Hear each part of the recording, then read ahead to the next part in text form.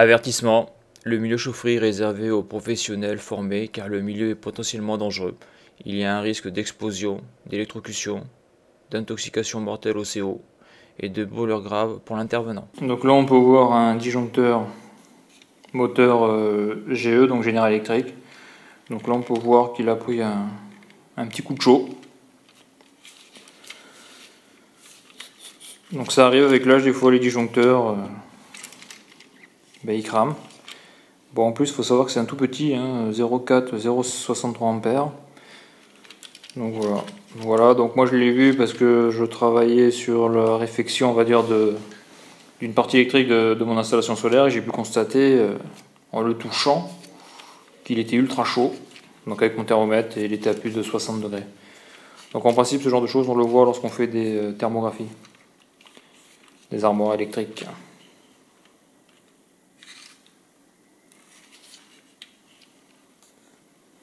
Alors sur cette photo, on peut voir le disjoncteur moteur, donc magnétothermique. On peut voir que c'est une petite puissance, 0,4, 0,63 ampères. On peut voir sur sa gauche le bloc additif avec deux contacts normalement ouverts, donc des contacts à fermeture. Et on peut voir que sur le contact de gauche, donc le 77-78, on peut voir qu'il y a la fonction thermique qui est reliée dessus.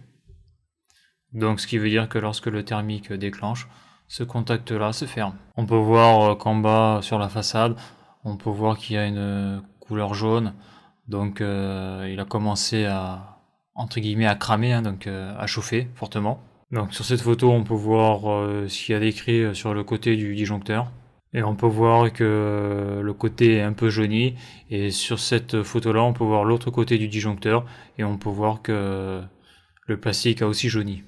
Donc il a commencé à brûler, a fortement chauffé. Sur cette photo, on peut voir un autre disjoncteur moteur. On peut voir que lui aussi, il a eu un gros coup de chaud, le plastique est jauni.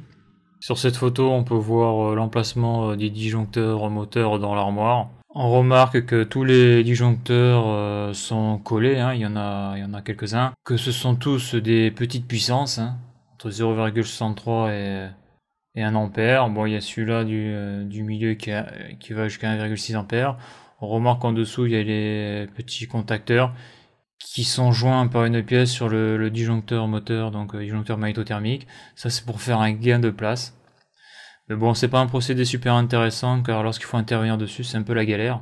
Donc on voit que tout est serré, mais en principe, bon, avec des puissances aussi faibles, on ne dégage pas beaucoup de chaleur au niveau des disjoncteurs. Je veux dire par là que c'est pas de la grosse puissance, quoi. C'est tout petit, quoi. Donc ce sont des disjoncteurs qui servent à alimenter, en tout cas à protéger une pompe de recyclage, une boucle CS. Donc il y en a deux pompes. Donc sur cette photo, on peut voir que je pose mon thermomètre à contact dessus, et on peut voir qu'à sa surface, il fait pratiquement 49 degrés Celsius. Alors ces pompes de recyclage sont contrôlées en façade par deux interrupteurs. À l'intérieur de ces interrupteurs, il y a un voyant, ce qui permet un gain de place. Donc on peut voir sur cette photo l'arrière de cet interrupteur, ou je devrais plutôt dire ce commutateur de position. Donc on voit qu'il y a un module pour la lampe et qu'il y a un module pour le contact. Alors le module pour la lampe est très particulier, c'est un module qui abaisse la tension à 130 volts, donc on l'alimente en 230 volts, parce qu'à l'intérieur il y a des lampes, donc comme c'est marqué dessus, en BA9 130 volts. Donc si on met une lampe 130 volts sur une alimentation de 130 volts, elle grille. Donc le problème de mettre une lampe 130 volts sur ce petit module, donc qui est alimenté en 230 volts, qui abaisse la tension à 130 volts, c'est qu'à l'intérieur il y a une résistance, et cette résistance chauffe. Et on peut voir qu'avec le temps, le plastique devient noir, il crame, il devient très rigide et il se casse tout seul. Donc cette pièce-là a 20 ans. Là, on peut voir le module sous un autre angle. Et là, sur cette photo-là, on peut voir les effets de la chaleur sur ce module qui abaisse la tension. Voilà, donc c'est pas un super truc, parce qu'en plus la commande de cette armoire est assez merdique, c'est-à-dire qu'il n'y a qu'un seul disjoncteur pour toute la commande de toute l'armoire.